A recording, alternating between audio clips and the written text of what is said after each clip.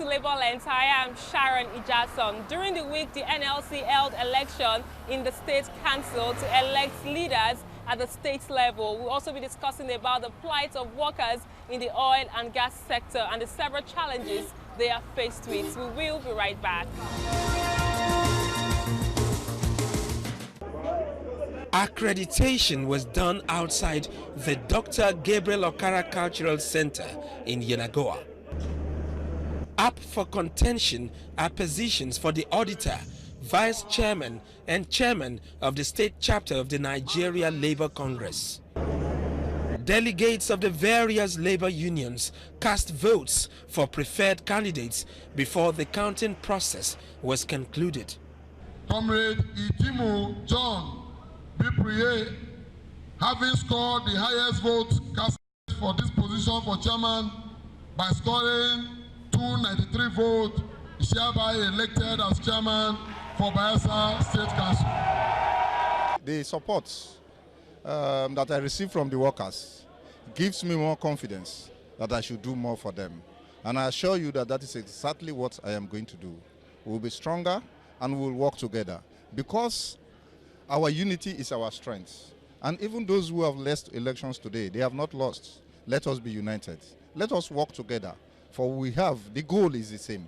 And I think that once we are together, surely victory is sure. I will urge him to work better, to work harder. It's comrade thing. It's today and tomorrow, so there are no issues. The contending factors tend to push the other factor. So I think my presence will push him a bit tougher. The election was superintended by the Deputy President of the Nigeria Labour Congress. The primary aim of governance is to defend and protect the welfare of the workers. And I believe that was why the people have made choice and decisions today. And therefore the only way to return the dividends to the people is to ensure that their rights are not actually violated by the employers, both at the private sector and the public sector. And when you stand in for them, I think you should be doing well and believing that that is the expectation of everyone elected into office. I wouldn't say we've reached where we are supposed to be. There's more to be done.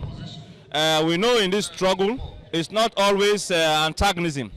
There's also time for dialogue and negotiation. But I want to advise the newly elected executive to make sure that workers' welfare is given top priority. Bear true allegiance to the Nigerian Labour Congress. The new executive of the NLC has been inaugurated with John Bipre Ndiomu as chairman for his second term.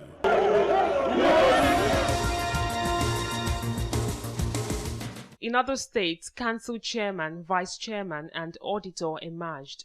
Many of the workers and newly elected labor leaders want speedy implementation of the approved 30,000 naira minimum wage. When you talk of minimum wage, we have been talking of minimum wage, we have not been talking of maximum wage. A time should come when we address it that whether you work in the presidency or you work in the National Assembly, you must not earn an outrageous salary that we further pauperize the majority of the workers in the country. Students, academia, labor leaders, legal icons, and other citizens gathered at the University of Lagos to witness the public presentation of the Minority Report of the 1976 Draft Constitution. Director of Center for Democratic Development, Research and Training, Abubakar Siddiq, said the Minority Report, which was drafted 43 years ago by Olusegun Oshoba and Yusufu Bala Usman, opposed some recommendations of the 47 other members of the Constitution Drafting Committee. According to the director of the center, the crisis currently rocking the country would have been minimized if the Minority Report had been adopted.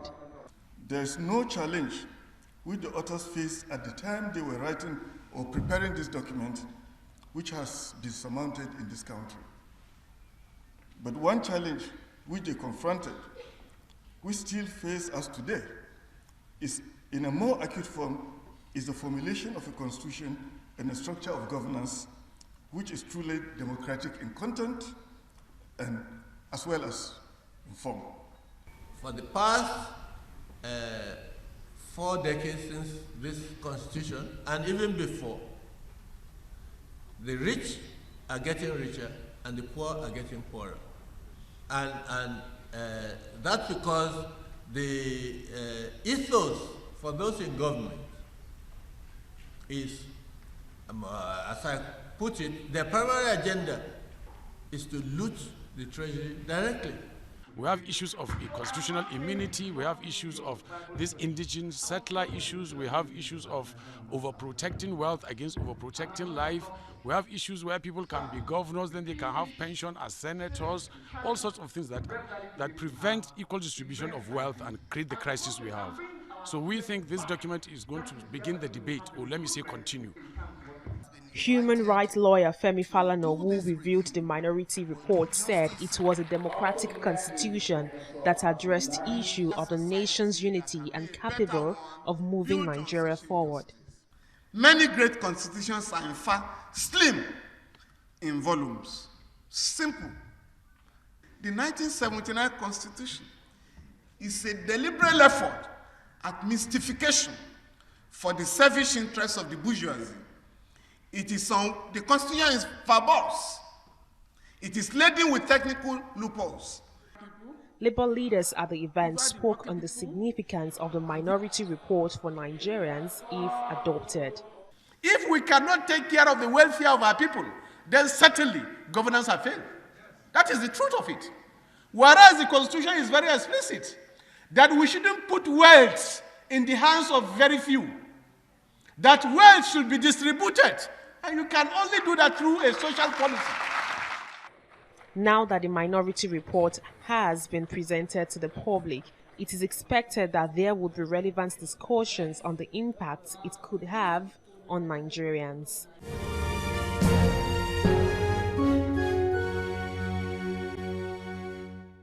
Ideally, either you call it fuel subsidy or deregulation. Yes, it's a good policy. But with the level of poverty in the country, removal of subsidy or deregulation, especially import driving deregulation, we have a negative impact on the average income of Nigeria.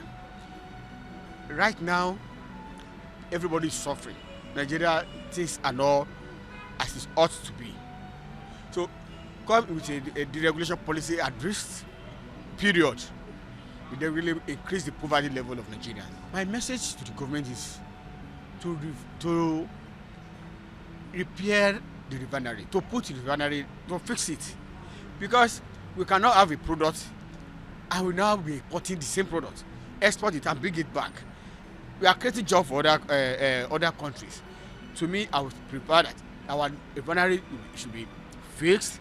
We can refine locally. Then if we refine locally, we can deregulate. It now means it's locally driving deregulation, not import one. Naturally, it's good to deregulate, but we are not ready for the deregulation. If we have 3 refineries and they are not working to capacity, we could simply build another one. It's not a taboo that we should build. If we're doing something in a certain way and it's not working for us, we can do it in another way that will work for us. If overhauling the existing refineries are not working, nobody is placing it on us that we couldn't build. Nigeria is even too big for 3 refineries to be working.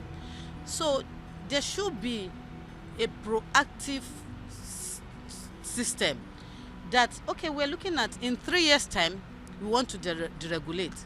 What can we do within now and that 3 years? Building 10 refineries, making the fuel available. Then if we are deregulating, nobody will even feel it. The system will have been in place that will make local refining easier for us. But if we have 3 dead refineries and we say we're deregulating, then we're inviting trouble. The issue of subsidy removal has become contentious.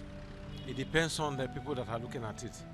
For some, people believe that there are cartels that are benefiting from the subsidy removal. That is subsidy that the government is still using to cushion the effect of international prices of crude. You know, but to ordinary Nigerians, the subsidy removal means increase in the pump price of petroleum products. As of today, it is 145 naira per liter. So there is a disagreement that ordinary is supposed to be costing not less than 180 naira per liter. Some are even saying it's 200. So the question is that at this critical period that people are finding it to feed, people are finding it to even do anything. If you remove the so-called subsidy, how are they going to cope? Because it's going to affect everything, both the goods, what you buy in the market, the house rent, the transportations. So it's going to have spiral effect on every socio-economic activities in the country.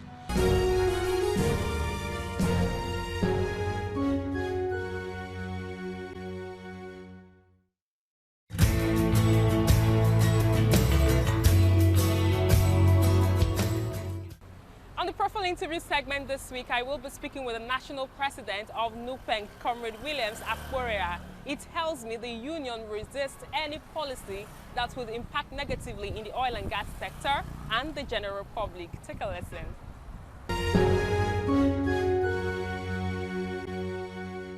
It's good to have you on the program. Yes, ma'am. A lot is happening in the oil and gas industry, and I'm concerned, what are the challenges you would say that the oil and gas workers are faced with? Yes, the oil and gas sector is a dynamic one. Today we hear of price of crude going up, tomorrow we hear it's coming down. And the challenge is that once it goes up, in that manner, it has very effect on workers, because as we speak, companies are saying, their operational activities has reduced. One, they also attributed that to budgets that have not been passed, and so federal government too is also not forthcoming on their, counterpart funding and all that. So, to a great extent, it impacts, on our workers in the sector. How are you coping? What are the measures you've put in place to ensure that probably you inform the relevant authorities on the need for them to expedite the passage of well, to a great extent, we are engaging them. We're engaging the Ministry of Petroleum, on the necessary to do, because clearly investors will need, enabling environment, to operate, and we're also engaging, the Ministry of Petroleum. And majorly, Ministry of Labor to a great extent has also risen to, their bidding, because they take up, issues, from the oil and gas, more seriously these days. Especially when it has to do with, workers' welfare and challenges, affecting workers generally. So, what's your take on the trend of we not having private investors wanting to invest in our refineries, because we know that we are due to have many more, or probably service those ones that we have right now? Yeah, I want to attribute that to a failure on the part of government, because even if investors don't come, you also have the capability, to also put such structures in place. Talk about, this refinery we're even talking about. Every time we talk of maintenance, turnaround maintenance, can't we get new refineries? We say government cannot also build more refineries, and we even say that it's only federal government that can build. What happened to state government? State government in the Niger Delta region can't build refineries in their states. They can also invest in that. So I'm just opportunity to also call the state governments, especially in Niger Delta area, Delta state government, Akwa Ibom, Rivers, they can also build refineries to employ their youths, and also adds to the value supply chain in petroleum products. And as a labor leader, you've said it that it will actually generate employment. What other benefits do you think this will have in the country if we have more private individuals building refineries in the country? Yeah, definitely it will reduce importation and capital flight. The money we use in importing product from outside, that money, could be used inward. And again, the issue of whether subsidy removal or not, I think would not also even arise, because the product, is being produced at home, and we're consuming it, at local level. So I'm sure there are a lot of benefits we'll all enjoy from it. There is this issue of IOCs involving themselves in unfair labor practice.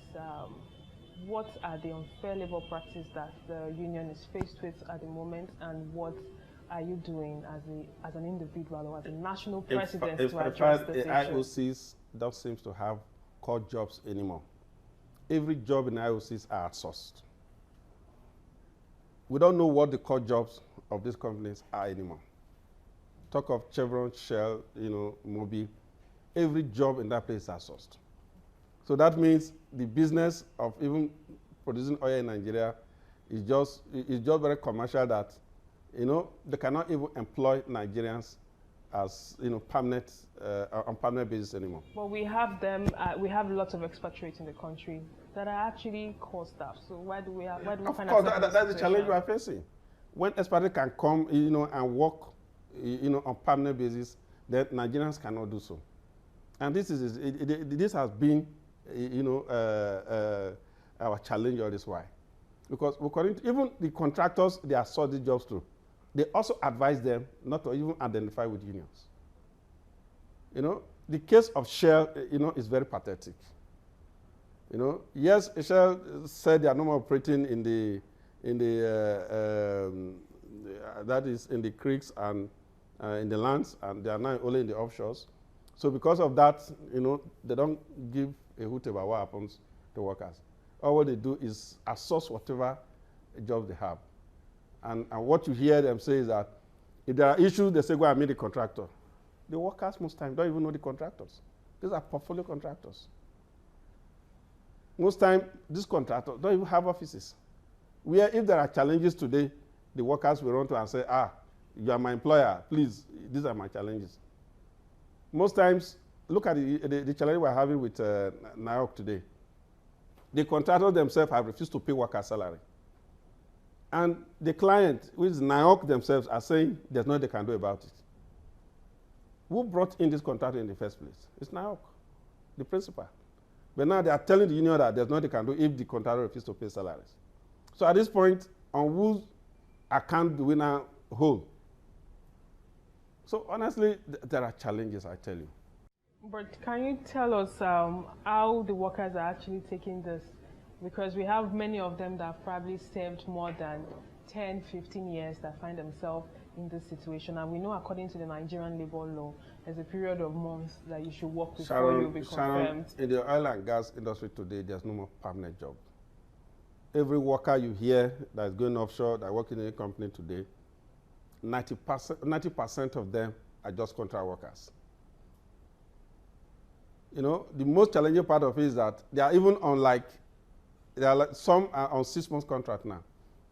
Every 6 months is renewed. Every 12 months. The highest that we have, in the sector now is 12 months job. After 12 months, they renew it again. I think all is the essence of this is to ensure that the workers don't really get organized. Because I don't understand why a job that is permanent in nature will continue to recruit workers, on temporary basis. And what effect does this have in terms of the actual performance or actual targets that probably the company or the oil companies are supposed to actually meet? For them, they see that, there's so much unemployment in the country. So they can afford, to hire and fire at any time.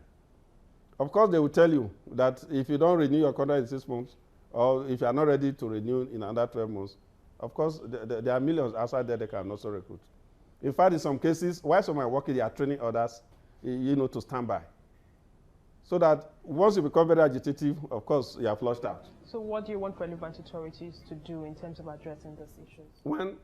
I think our National Assembly should also rise up to the occasion. We should come out with laws. We should come out with laws. Labor law in this country today, as I see it, it's not rising up to the occasion. These employers in the oil and gas seems to have understand the situation that even the citizens are handicapped.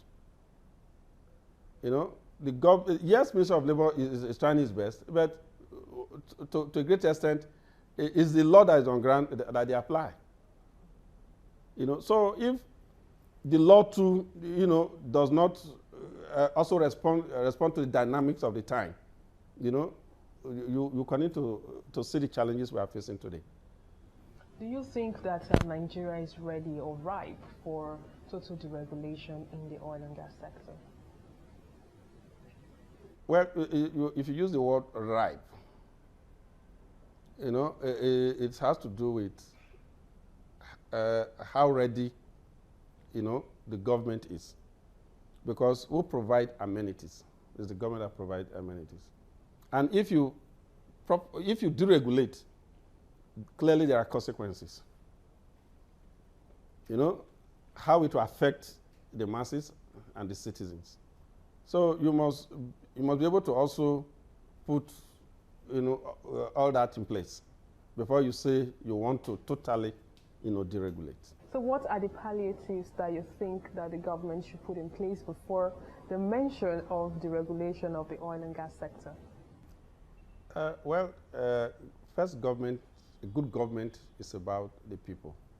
For us, if you must, remove subsidy from the oil sector, we expect that such subsidies should also be moved to, like the transportation, sector, electricity, agriculture, and a way of also providing some social benefits, for the youth, so that what you're also gaining from the sector, should be, taken to other sector. But do you think, in general, that we're ready for this? Well, with political will, of the present administration, I'm sure that is achievable. Okay, moving forward, recently the issue of Comrade Frank Kokori not inaugurated into the NSITF board actually came up some few weeks ago. How dear is this issue to the NUPENG? Well, thank you very much, for this question. Honestly, it's very dear to us. The capacity of Comrade Frank Kokori, I think it should be dear to every, right-thinking Nigerian, because he's a man, that also suffered for this country. How the Ministry of Labor, we want to carpet, the integrity and dignity of such a man. Even when you look at that man, he deserves more than that. To us in NUPENG, that's our Nelson Mandela. For the president of this country, to have decided to honor that man with that position, why would somebody want to shortchange that? That's what we can't really fathom. What offense on earth did Frank Kokori commit not to be given the right position that was approved by the president? Why is somebody trying to change the situation? Well, my neck has resolved. That is an issue, they will take up, to any level, and I think we are ready for that. Okay, the president gave his assent to 30,000 naira as minimum wage, and though it's not implemented yet, many workers are still very expectant. But there's been the news also everywhere that the current rates of standard of living in the country and the issue of inflation are still some of the issues that probably might not make the 30,000 naira a living wage for an average Nigerian worker. Well, in every situation, you expect such uproar, but we have the belief too that, social will calm down, but the major agitation we'll have is where employers, we want to refuse the implementation. So our position here too is that government should not just stop at just assenting to the bill. They should also ensure that major stakeholders, talking about the employers, also pay the amount. What of states that are still not able to pay 18,000? I'm not sure there's any state in this country that does not have the capability. Every state in Nigeria has the capability to pay 30,000 naira. And if any state refuses to pay that, NUPENG will join all workers in that state to fight such a government. It was an interesting conversation I had with you. Yes, ma'am. Thank you so much. And that's all we can take on today's edition of the program. Join us next week for a fresh edition of the show. I am Sharon Ijason. Thanks for watching, and remember, labor creates wealth.